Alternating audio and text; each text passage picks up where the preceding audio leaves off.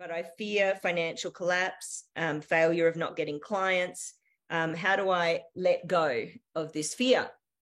And so what I would say is, I go back to, I think, what we were talking about at the very beginning of like, when you have to look at what the language is.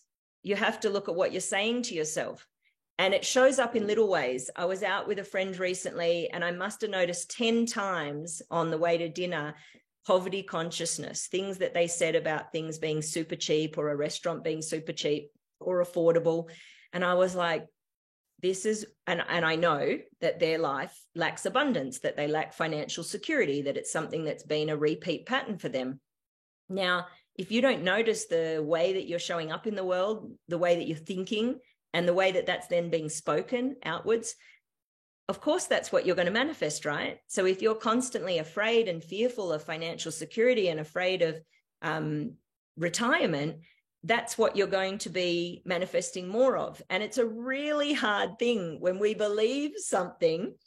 How do we get ourselves to switch to the other way and be like, I believe in abundance. I believe all the money in the world is going to come to me. It doesn't feel real or true, right?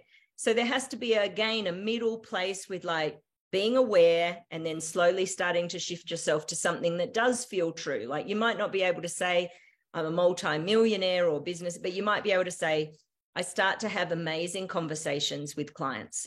I see myself being able to connect every day with somebody new that leads to an amazing opportunity. I feel that I'm moving in momentum towards. And a lot of this doesn't just happen by itself, right? Like, you can't just think that all of a sudden I think a lot of people really do think that this stuff will just change on its own. You have to do the work to become aware, to listen to yourself, to take the time to hear what's going on when you come in the door and wash off the day, to take a few minutes to sit and ask yourself and reflect on the day, on how you showed up, on how you spoke, on how you're feeling about yourself. If you really want to change things, you have to get quiet and still and listen. And then you have to start reprogramming it, right? And going, okay, I'm going to think differently about this. I'm going to be more conscious of the thoughts. I'm not going to let the ego parts and the saboteur come in and have that dialogue.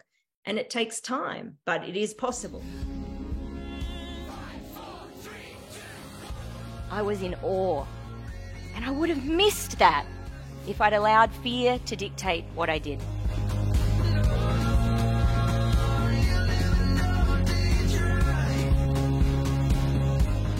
And I think there are moments for each of us when we can sit up with that warrior inside us and go, I'm okay, I've got this. What if your gift, what if your truth was actually your superpower?